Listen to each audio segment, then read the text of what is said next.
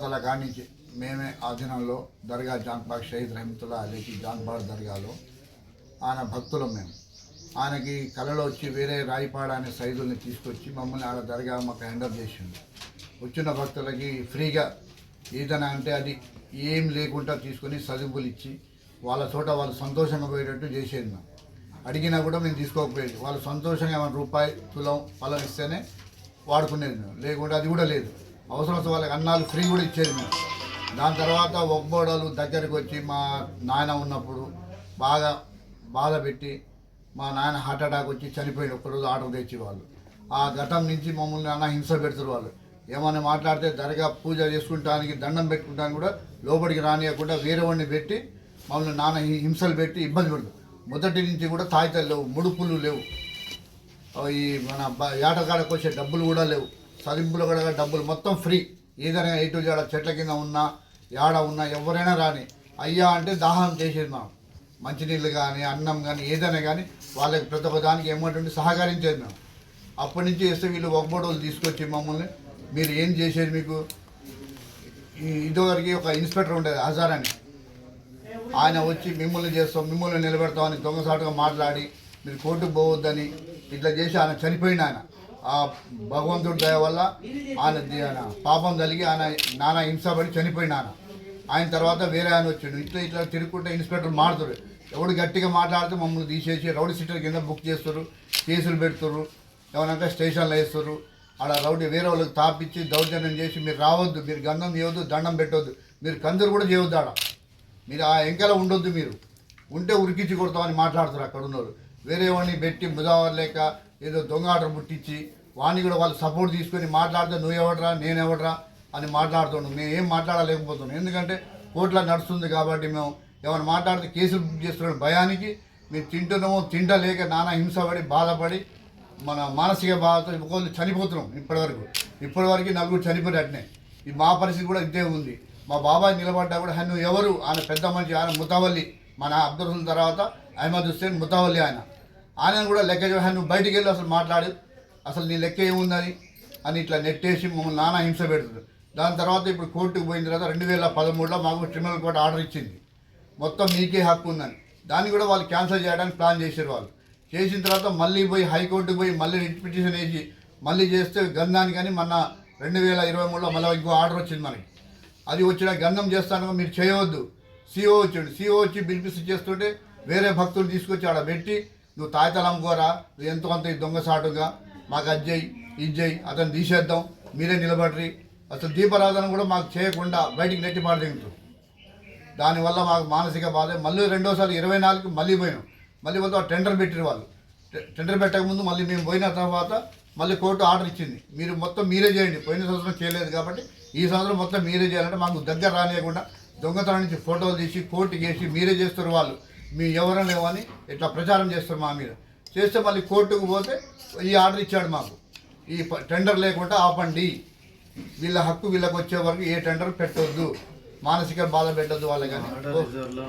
Order రిజర్వ్లో ఉన్న సంగతి వాళ్ళకి కూడా తెలుసు, కానీ ప్లాన్తో వాళ్ళు ఆటలాడుతారు. వేరే విధంగా డబ్బుల అహంకారంతో వేరే కోర్టుకు పోయి వేరే వాళ్ళతో ఫోన్లు చేయించి హై లెవెల్ అవ్వి ఈ లెవెల్ అవ్వి అని మమ్మల్ని బెదిరిస్తారు. కోర్టుకు దగ్గర కూడా మాకు మెట్లు ఎక్కనియకుండా చేస్తారు వాళ్ళు. కోర్టును లెక్క చేయట్లేదు, కోర్టుని తిరస్కరిస్తారు వాళ్ళు. కోర్టు ఏముంది అన్నట్టు మాట్లాడుతున్నారు ఆయన. ఇదివరకు కూడా సైద్ రెడ్డి కూడా అట్నే మాట్లాడాడు, కోర్టుకు పక్క పెట్టమన్నాడు, ఆర్డర్ వస్తాయి. ఎమ్మెల్యే సైద్ రెడ్డి గారు ఈ ఆర్డర్ వస్తే కోర్టు పక్క పెట్టని వేరే వాడికి సపోర్ట్ చేసిండు ఆయన. అని ఆయన లోపలికి ఏం డబ్బులు తిన్నాడో మాకు తెలియదు. ప్రజలకైతే నానా హింస పెడుతున్నారు, ఇబ్బంది పెడుతున్నారు. తాగడానికి కూడా మంచిలు దొరకట్లేవు ఆడ, బావిలో కూడా నీళ్ళు లేవు, సపోర్టింగ్ బాత్రూమ్ లేవు, లెట్రిన్ లేవు, ఏవి లేవు ఆడ. ఏమంటే ఒక బోర్డు మేము అది చేస్తాం, ఉరుసు ముందర హడావుడి చేసి బోర్లు వేస్తారు, ఆ బోర్లు నిలబడవు, అది కాంట్రాక్ట్ తీసుకుంటారు, ఒక బోర్డు ఇస్తున్నాడు, అది చేస్తున్నాం ఇది చేస్తున్నాం పేపర్లు వేసుకొని ఈ ముతవల్లి ఎవరు లేరని మాకు ప్రచారం చేసి బయటికి వెళ్ళకూడదు. నిన్నకి ఆయన వచ్చింది ఆడ ఏ వస్తువు కూడా ఈ టెండర్లు పెట్టా కానీ వాళ్ళు పెద్ద ఒకటి పెట్టుకుంటారు. తాయితలని, బందీషన్ ఆడలని, కొబ్బరి చిప్పలు కూడా అమ్మటం, అన్నం కూడా అమ్ముతారు వాళ్ళు. లాస్ట్కి వచ్చేవారు కాడ అన్నం కూడా అమ్మి ఇవన్నీ చేసుకుంటా ఈ లడ్డూలు కానీ ఏ ప్రతి ఒక్క వస్తువు తాయి బజార్ అని కొబ్బరికాయలు ఎవరైనా తెచ్చుకొని అమ్ముకోలేదు బీదోలు. అది కూడా అమ్ముకోకుండా టెండర్ పెడుతుంది దాన్ని.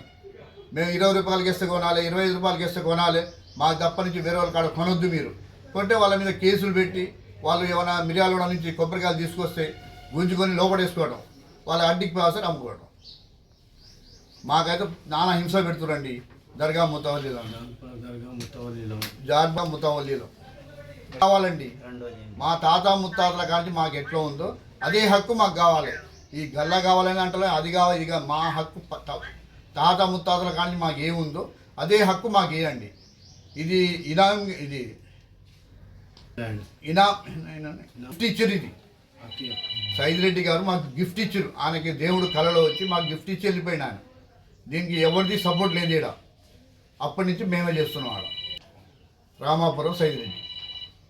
दादा का नाम बोलो, परदादा का नाम बोलो। अहमद हुसैन, माँ पिता था का मोहम्मद हुसैन साहब और इनको था का इमामुद्दीन साहब और इनको था अब्दुल रसूल साहब। తర్వాత మా మొహమ్మద్ సలార్ సాబ్ పెద్ద ఆయన, మా నాయనగారు మొహమ్మద్ హుస్సేన్ సాబ్, తర్వాత హసన్ సాబ్ మా చిన్న ఆయన హసన్ మొహమ్మద్ సాబ్, ఆ తర్వాత మా అన్నయ్య అబ్దుల్ రసూల్ సాబ్. అన్నయ్య టైంలోనే మాకు ఒక బోర్డు చేస్తే మా అన్నయ్య హార్ట్ ఫెయిల్ అయ్యి చనిపోయింది. ఇంతమంది పిల్లలు పెట్టుకొని 90 జనవరి 19 తారీఖు నాడు పోయింది. బోర్డు మా మీద వచ్చి ఖబర్ చేసి ఒక స్టే వచ్చి మొత్తం దర్గా మేము చేసుకోండి. దెబ్బకి మా అన్నయ్య చనిపోయాడు. ఒకేసారి వచ్చి మా మీద దొరబాడు పరేషాన్ చేస్తున్నారు. అప్పటి నుంచి మాకు ఒక మూడు రోజులు పరేషాన్ చేస్తూనే ఉన్నారు. ఇప్పటికి వరకు కూడా భక్తులకు కూడా పరేషాన్ చేస్తున్నారు. భక్తులకి కూడా చాలా కష్టంగా తీసుకుంటున్నారు. వాళ్ళ దగ్గర వచ్చిన వాళ్ళకి కందూరులో చేసినందుకు ఇది వల్ల ఎంతో ప్రేమగా ఎంతో ఇది వాళ్ళు ఇచ్చినట్టు తీసుకున్నది మేము. పిల్లగాళ్ళ వెనకలు తీసిన కాడ కూడా డబ్బులు తీసుకుంటున్నారు.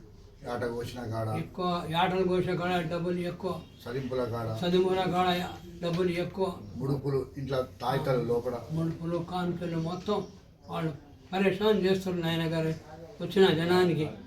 ఇది వల్ల మా దగ్గర జనం మా టైంలో మా దగ్గర జనానికి ఏం మాత్రం కష్టం కాకుండా ఇలా తీసుకుంటూ వచ్చినాం. ఎవరు వాళ్ళు మరి? వాళ్ళు ఎవరు? ఒబ్బోడు నామ్ మహమూద్